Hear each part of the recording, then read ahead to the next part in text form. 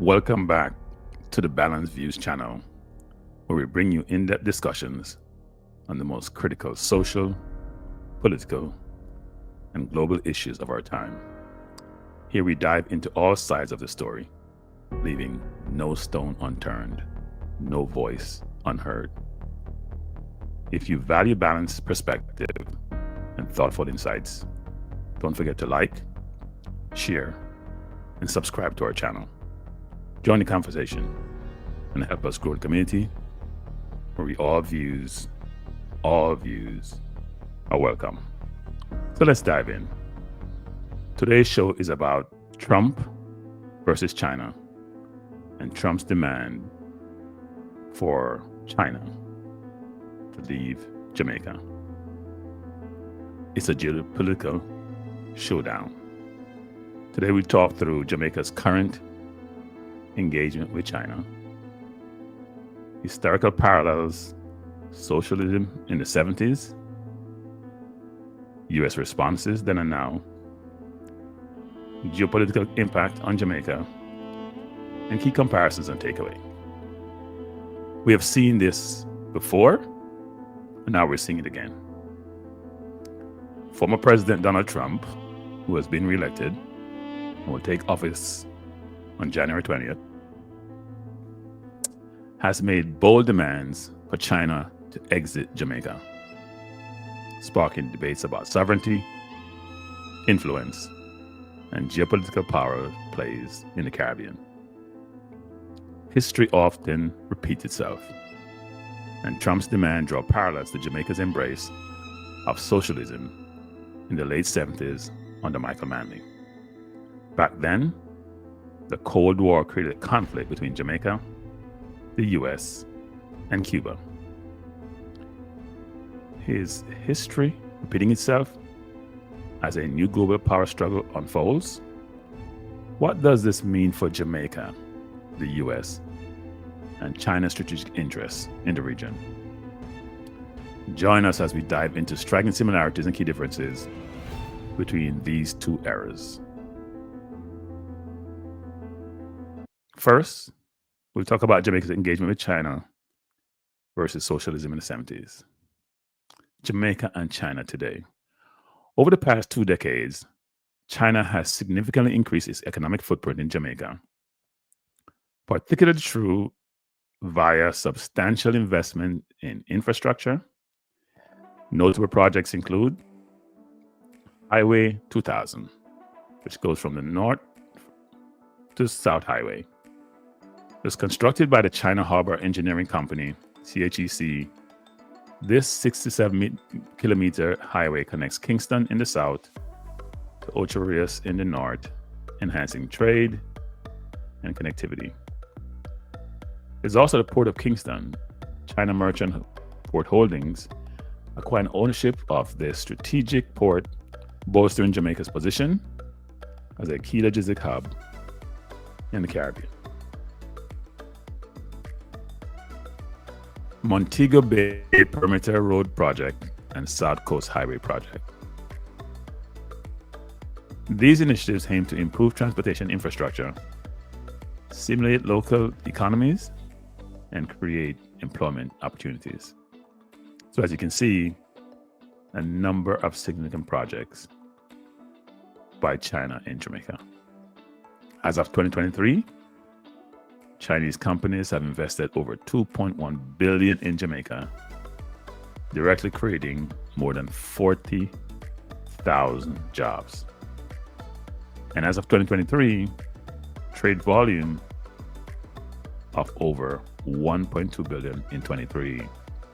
And China is now the second largest trading partner with Jamaica, behind the US. What are the economic drivers behind China-Jamaica relations? Jamaica's engagement with China is largely driven by economic pragmatism.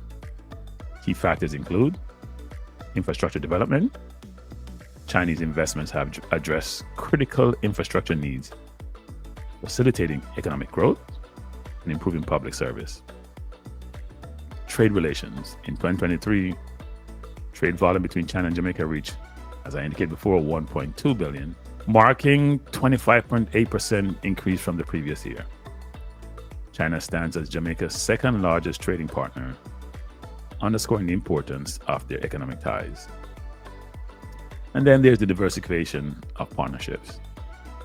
Collaborating with China allowed Jamaica to diversify its international partnerships, reducing over-reliance on traditional Western allies, I should say, and exploring new avenues for development. So as you can see, 1.2 billion is the trade volume in 2023, and we have seen investments today totaling over 2.1 billion US dollars. Significant. Now, in the 70s, Jamaica experimented with socialism. Michael Manley, the then Prime Minister in the late 70s, embracement of socialism. Under Manley, Jamaica pursued a path of democratic socialism. They implemented policies aimed at reducing inequality and promoting social justice, drawing inspiration from Fabian socialism. His government introduced several transformative policies, emphasizing redistribution and social equity. Key aspects of this era include land reform. The administration launched initiatives to redistribute land to the landless, aiming to address historical inequities and boost agricultural productivity. There was also economic redistribution and nationalization of key industries, including utilities and bauxite mining. They were both brought under state control to ensure that profits benefited the Jamaica population. Education reform. Manley introduced free education at all levels, from primary school to university, to ensure that poverty did not limit opportunities for academic advancement. Healthcare expansion. The government focused on expanding public healthcare services and making them more affordable or free for those in need. There was also workers' rights and union rights.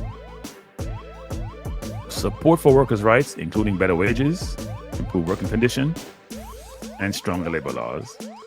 He had close ties with the trade union movement and sought to elevate the role of unions in the economy. He was also very focused on housing, and there were housing initiatives. The government launched housing projects to reduce homelessness and improve living conditions in underprivileged communities.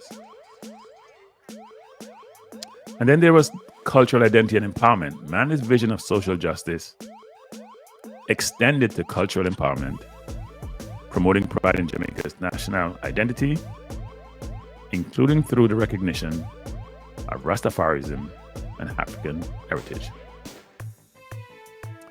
Now, in pursuing these endeavors, Manley aligned with Cuba and by more indirectly with the Soviet Union, which significantly strained U.S. relations. Manley fostered a close relationship with Fidel Castro, emphasizing solidarity among developing nations and seeking to strengthen regional cooperation.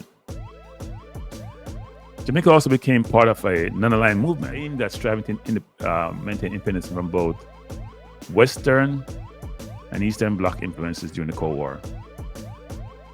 The non-aligned movement was founded in 1961 with the view to advancing interests of developing countries in the context of World War confrontations, because one can imagine it's very cold when you get caught in the middle of superpowers who were trying to dominate the world.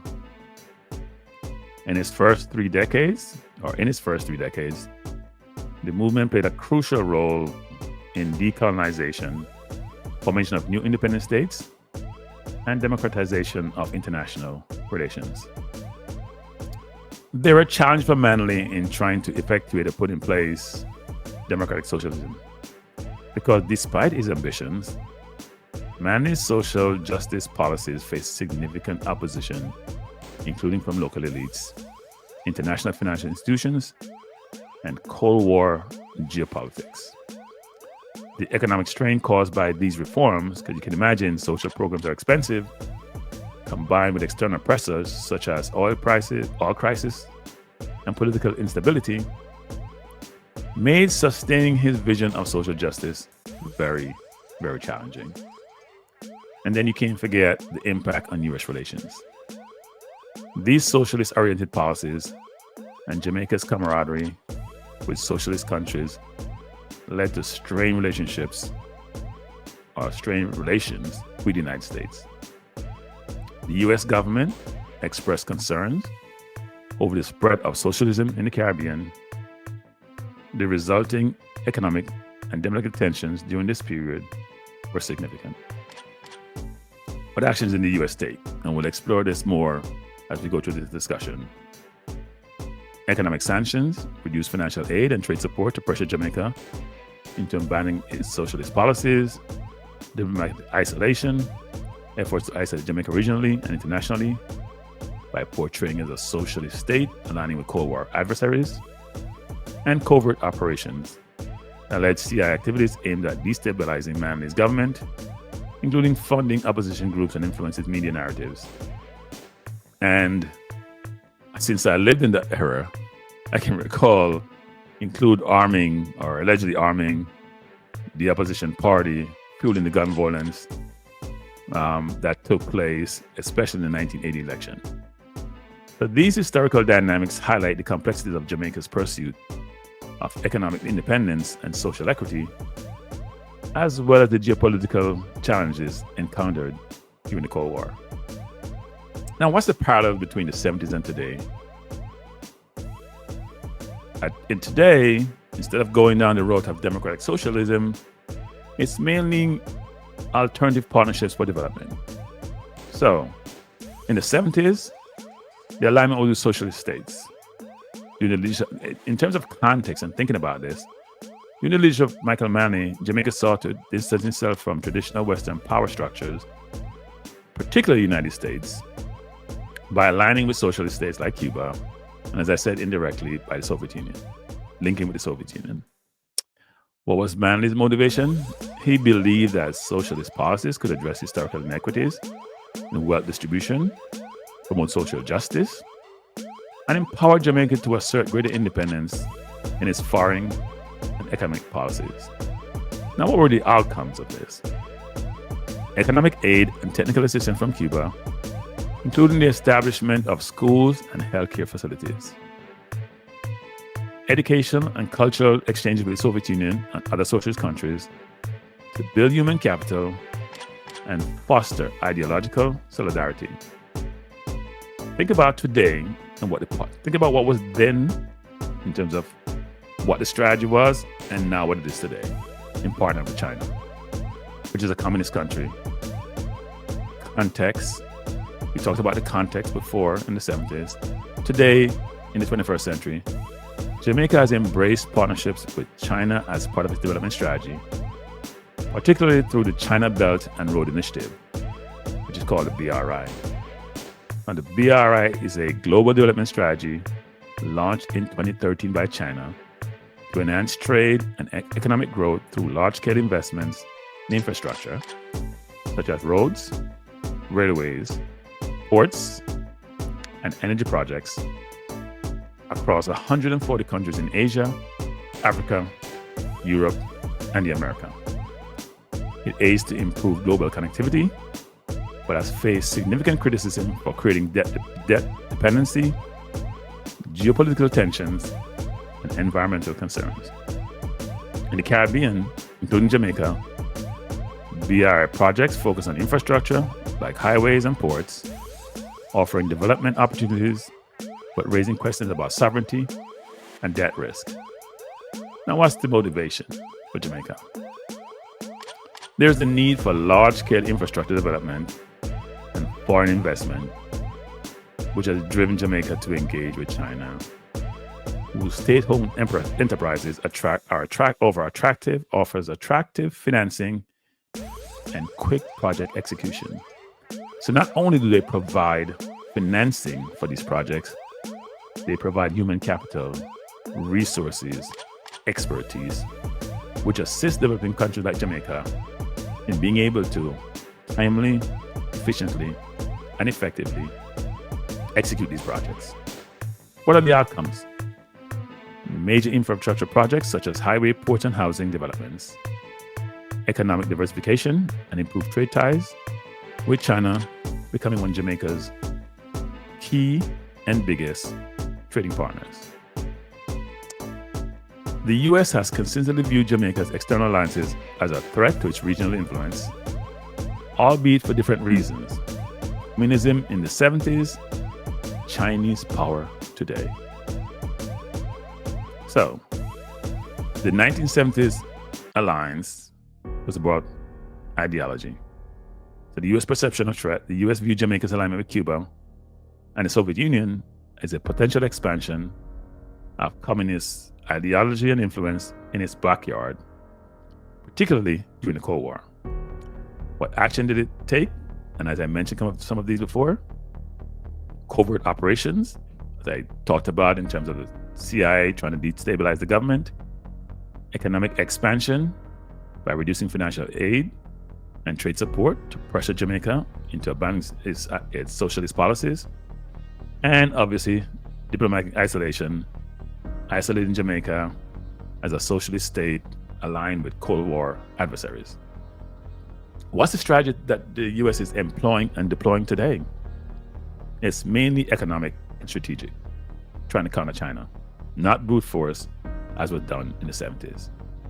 So in terms of perception of threat, the U.S. sees China's growing influence in the Caribbean, including Jamaica, as a challenge to its traditional dominance in the Western Hemisphere. What action has it undertaken? Competing investments.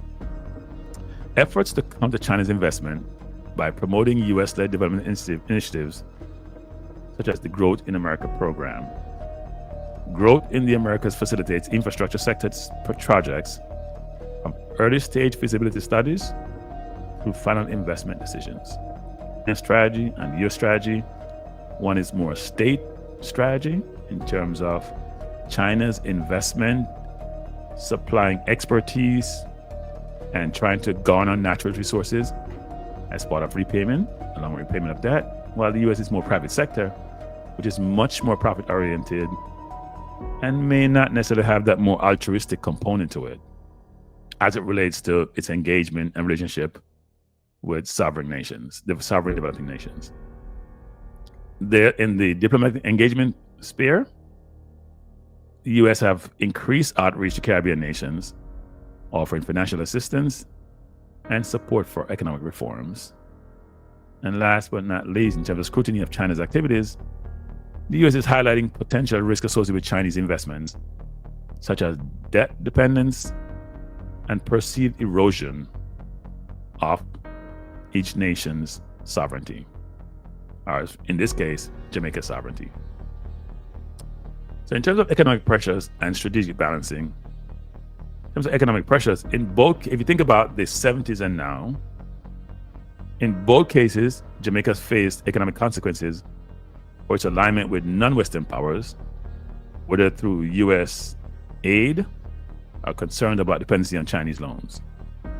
In terms of non-Western alliance, in both eras, Jamaica saw a partnership beyond traditional Western powers to advance its national development goals. The challenge that you face in these situations is if you go against what was the norm, it may not be perceived well by the superpower who had those previous relationships and who's trying to maintain the status quo. So what are the key differences? The nature of the partnerships. The 1970s partnership with socialist states was ideologically driven, rooted in shared socialist values. Today's partnership with China is primarily economical, driven by pragmatic development needs rather than ideological alignment. And in fact, as China go about in its BRI initiative, it's less focused on the political environment where it operates. In fact, it seems to be almost agnostic. It's mainly trying to achieve its initiative, which is, at least in my view, similar to the US, which is worldwide dominance. What's the US tactics in terms of key difference between the 70s and now? In the 70s, the US employed covert and overt tactics to counter perceived ideological threats. Today, the US uses economic diplomacy and public narratives about the risk of Chinese influence to compete with Beijing's initiatives. So while the context and dynamics differ, the parallels between Jamaica's approach in the 70s and today highlight its recurring strategy of leveraging alternative partnerships to fuel national development. At the same time, the US continues to see these partnerships as challenges to its regional influence, adapting its responses to the specific nature of its perceived threat. Now let's think about the conflict between Jamaica and the US and the external powers. Jamaica's alignment with Cuba and Soviet Union was seen as a Cold War threat. Under Prime Minister Michael Manley, as I mentioned previously, Jamaica adopted a democratic socialist approach aimed at reducing inequality, redistribution of wealth, and improving living standards. And as I mentioned previously also, Manley had forged ties with Cuba and with the Soviet Union and became a member of the non-aligned movement. The US under President Nixon and Carter saw Manley's alignment with Cuba and the Soviet Union as a direct challenge to its dominance. And Washington actively feared, as we see with Russia now in the Ukraine, that Jamaica could become another foothold for communist expansion, similar to Cuba. Now, the US responses, as it relates to this, was very destabilizing for Jamaica. There was destabilizing campaign, deliberate campaign. The CIA reportedly supported opposition groups in Jamaica, funding political rivals to Michael Manley's People National Party in the form of the JLP. Covert efforts included spreading propaganda to paint Manley's government as a threat to democracy and economic stability. As I also mentioned before, there was economic sanctions. The US applied economic pressure by reducing financial aid and limiting trade opportunities with Jamaica. The World Bank and IMF, influenced by US policy, were reluctant to provide loans to Jamaica, exacerbating the country's economic struggles. And then there was media and propaganda. And boy, did the media do a good job. US-backed media campaigns portrayed Manley as a puppet of Castro and the Soviet Union, fueling fears of communist takeover in the Caribbean. These campaigns aimed to sway public opinion in Jamaica and internationally against the socialist policies of the government. So Jamaica was caught in the ideological battle between socialism and capitalism. There was internal division. Manley's socialist policies polarized the Jamaican population, with some supporting his vision of equality, others fearing economic collapse and loss of Western support. Opposition parties and business interests aligned with the US perspective resisted Manley's policies. There was also economic consequences. Jamaica's economy suffered from US sanctions, reduced trade opportunities, and the withdrawal of foreign investments. Inflation, unemployment, and debt crisis worsened, leading to widespread social unrest. And there was the geopolitical impact. Jamaica became a symbol of battleground in the broader Cold War struggle between socialism and capitalism, with Manley's government representing a potential dominant effect in the region. What's the situation today? The US views China, Belt, and Road Initiative in Jamaica as a threat. China has been having growing influence not only in this region, but globally. Its Belt and Road Initiative has facilitated significant investment in Jamaica, including highways, ports, and housing developments. These projects have strengthened China's economic and diplomatic ties with Jamaica, making it a key partner. What's the US concerns? The US perceives China's activities in Jamaica and the wider Caribbean as a challenge to its traditional dominance in the region. Concerns include fear of debt dependency, loss of sovereignty, and potential military or strategic use of China-built infrastructure. And as you know from what happened in Europe, where there's concern about Chinese systems, Chinese building out infrastructure in different arenas, and that they may use those to spy on those nations. And you see restrictions being put in place, not only in the US, but in other parts of the world, especially in Western Europe. So what are US counteractions? The US could respond by increasing aid or offering alternatives investment to compete with China, right? You've got to think about how it counters what China is doing. Diplomatic engagement. The US has ramped up its diplomatic efforts in the Caribbean, promoting initiatives like the Growth in the America program to counter Chinese influence. Caribbean nations, including Jamaica, are encouraged to strengthen their ties with the US and avoid over-reliance on Chinese loans. And what about the highlighting debt risk? Washington might also pressure multilateral institutions like the IMF and the World Bank, that it did previously in the 70s, to impose stricter terms on loans to countries heavily indebted to China. And this is going to be interesting going forward. Now, geopolitical dynamics mirror Cold War tensions. What's strategic competition?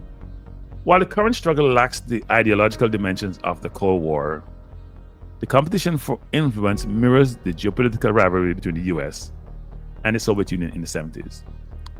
The US and China are vying for strategic dominance in the Caribbean, in the world for that matter. But this is a region historically seen as America's backyard.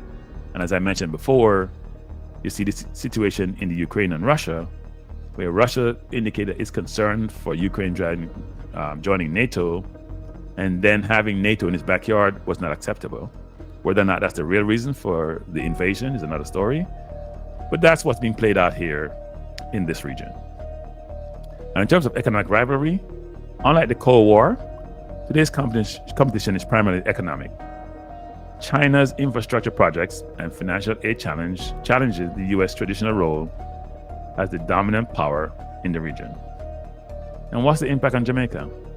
As in the 70s, Jamaica finds itself caught between two global powers.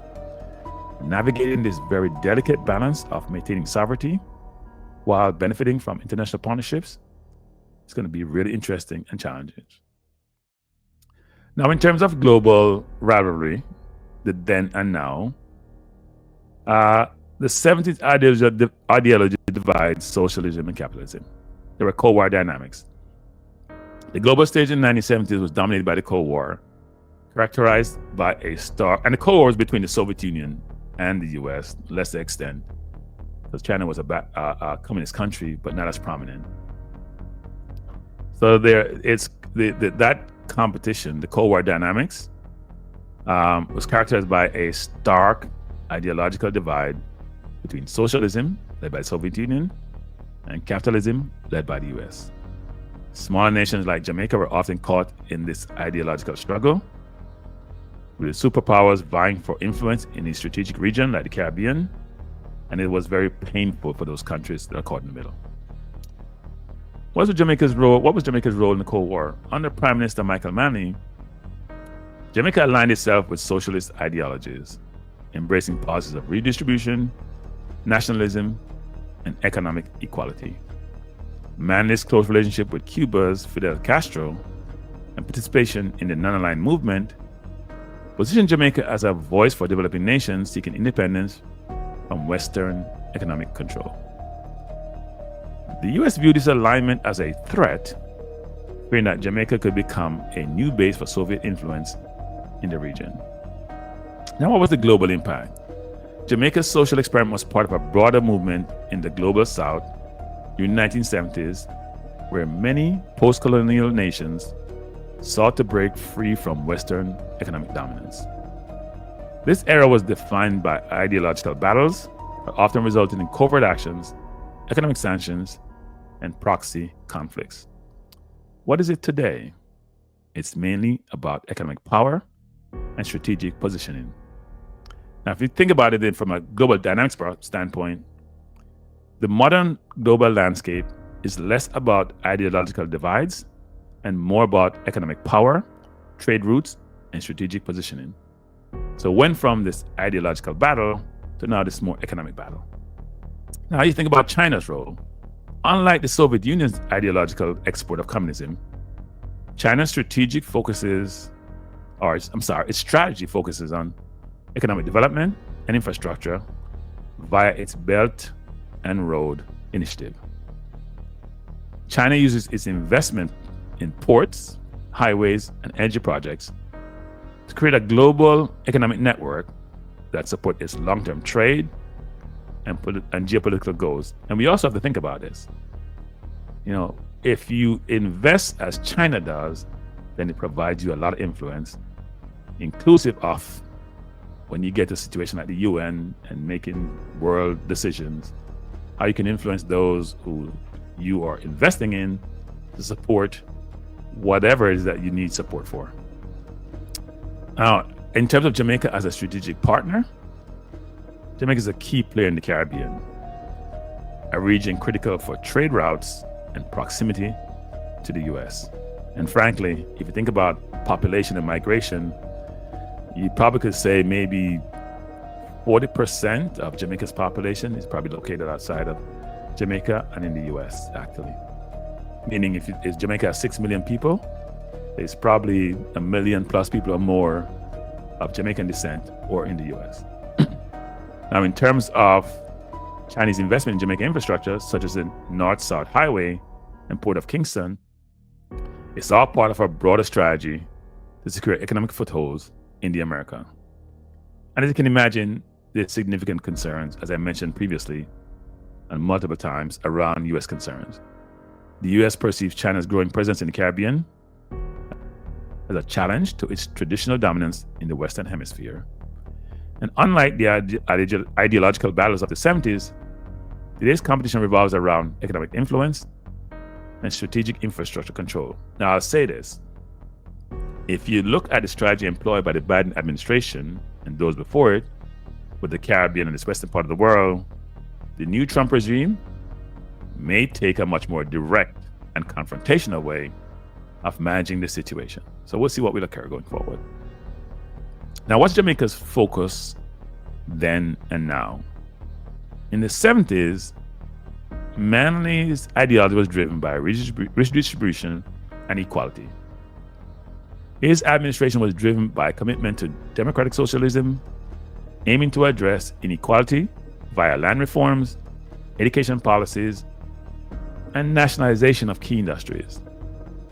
Manley saw alliances with socialist nations like Cuba and the Soviet Union as a way to secure economic support and assert Jamaica's independence from Western influence. Now, what were the challenges that he faced? Jamaica's ideological stance under Michael Manley antagonized the United States, leading to economic sanctions, diplomatic isolation, and covert efforts to destabilize its government. Despite the boldness of its policies, Jamaica's economy struggled under the weight of US pressure and global economic instability. What's it like today? The strategy is more around economic pragmatism and development via infrastructure and trade. So in terms of focusing on Jamaica's development, which is what the government is doing, the Jamaica's modern approach to foreign partnership is rooted in economic pragmatism rather than ideology. The government seeks investment that drive infrastructure development and economic growth. Partnership with China via BRI are seen as opportunities to address critical development needs. And these partnerships will facilitate things such as modernization of transportation and port infrastructure. Now, Jamaica has to think about being cautious diplomacy, because it can be very painful outcome if this balancing act doesn't work. So in terms of diplomacy, the current Jamaica government is more cautious about antagonizing the US than Michael Mann's administration in the 70s, which was a painful lesson. Recognizing the importance of maintaining strong ties with both the US and China, Jamaica has adopted a more balanced approach to international relations. In terms of this balancing act, Jamaica works to diversify its partnership to avoid over-reliance on any single power, leveraging its relationship with China, the US, and other nations. The government emphasizes sovereignty and non-alignment, echoing elements of the non-aligned movement from the 70s, while prioritizing economic benefits. And if one was to look at the key comparisons between the two, just 70s and now in terms of global rivalry, it's US versus Soviet Union ideological. Today, US versus China, economic and strategic. In terms of Jamaica's focus, it's in the 70s, it was socialism, redistribution, and equality. Today, it's economic development and infrastructure. In terms of foreign partnerships that the government thought about, has done, engaging with, in the 70s, Cuba, Soviet Union. Today is China, US, and multilateral institutions. In terms of the US response, we're going through these key comparisons. US response is economic sanctions and covert destabilization in the 70s. Today is competing investments and diplomacy pressure. But we have to think about what the Trump administration will be doing going forward as to how they manage the situation. And in terms of Jamaica's diplomacy, it was bold, ideological, openly aligned with socialism in the 70s.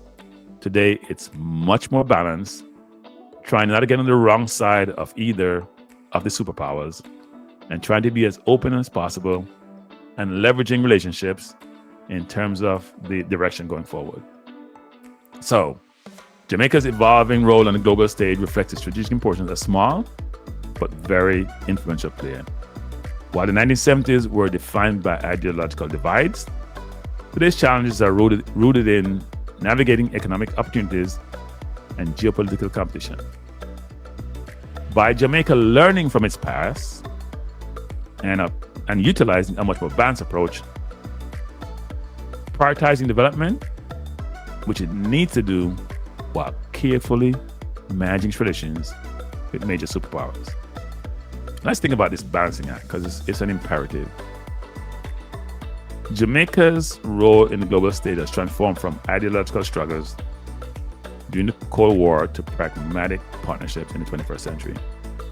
This shift focuses on maintaining sovereignty while reaping economic benefits from major global powers like China and the US.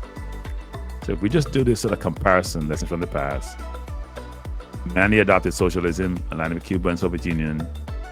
US opposition manifested in economic sanctions, covert destabilization, diplomatic isolation, and this led to economic hardship, public unrest, and the risk of over-reliance on a single ideological alliance.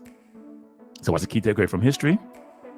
Ideological rigidity may restrict a nation's ability to adapt to a global economic shift or global economic shifts.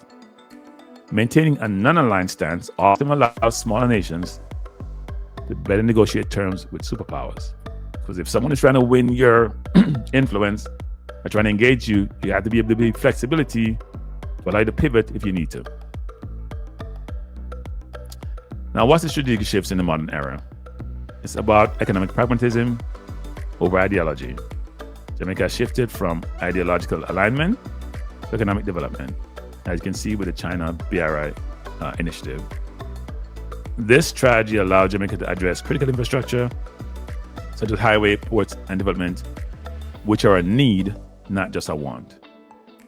And in maintaining its sovereignty, Jamaica seeks to avoid repeating past mistakes of dependency by diversifying its partnership and ensuring that agreements serve national interests. Diplomatic neutrality is essential to maintaining favorable relations with both the Western powers and the emerged power in China. And what's the current challenges? Debt dependency concerns. Critics highlight potential risk of Chinese investment, such as unsustainable debt levels and reduced sovereignty, over critical infrastructure. Because if China, when it comes in and invests, sometime they get to acquire or take control of your ports and other infrastructure projects, which then you lose sovereignty in those situations. And then in terms of current challenges, there's obviously the pressure from the competing superpower, which in this case is the US. It continues to advocate for its influence in the Caribbean, emphasizing growth in the Americas as an alternative to China initiatives. And if you hear the Trump administration are coming in, picking battles with any and everyone, including Canada, including Mexico, including Panama with the Panama Canal, you can see some much more confrontational attitude and may not be this sort of passive, more investing, economic pragmatism in terms of investment. It's going to be a bit more confrontational, and we'll see how this works. Now, in terms of Jamaica's strategic role amid evolving global power dynamics, Jamaica's approach to leveraging internal partnerships has remained a cornerstone of its foreign policy. As global power dynamics evolve, Jamaica's consistent strategy of balancing partnerships face renewed challenges, particularly with the ongoing US-China rivalry. Now, Jamaica's consistent strategies around leveraging partnerships. So Jamaica has used its geopolitical position to negotiate favorable agreements with external powers. This approach reflects a historical understanding of the importance of diversification amongst alliances for economic development and sovereignty. It's important to see that Jamaica is learning from the past. In the 70s, Jamaica aligned with socialist nations like Cuba and Soviet Union to assert economic independence and social equity. Today, Jamaica partners with China, leveraging infrastructure investment while maintaining relationship with the US and other multinational organizations. And in terms of strategic neutrality, by avoiding over-reliance on any single global power, Jamaica minimizes risk associated with ideological or economic dependency. This balance, and balance is an imperative, strengthens Jamaica's position as a trusted partner in the Caribbean. Now, it's really important as we go forward that Jamaica really thinks through where it is and where it's going. Jamaica's consistent strategy of leveraging partnerships reflects a pragmatic approach to foreign policy. As the US-China rivalry intensifies, Jamaica's balancing act will remain critical to its economic growth and sovereignty. By prioritizing diversified alliances and carefully navigating global power dynamics, Jamaica continues to assert itself as a key player in the Caribbean and beyond. Now, what are my final thoughts? My question for you is, what do you think? Are Trump demands another example of big powers made in the Caribbean, where you say China should get out of Jamaica? Should Jamaica risk its relationship with China to appease the US, or vice versa? Can it truly find a way to balance both and be effective, or it be caught in the middle and basically crushed?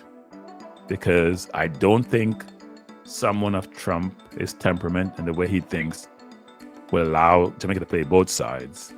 But Jamaica would have to find a way how to navigate this really well. Jamaica maintaining sovereignty is an imperative. It has to maintain it and focus on national interests. We have to make sure, however, that we do not repeat the painful situations of the past, as we had with Manley in the 70s. We have to be flexible. We have to balance. We have to be able to pivot. However, Jamaica's sovereignty and growth are significant and important.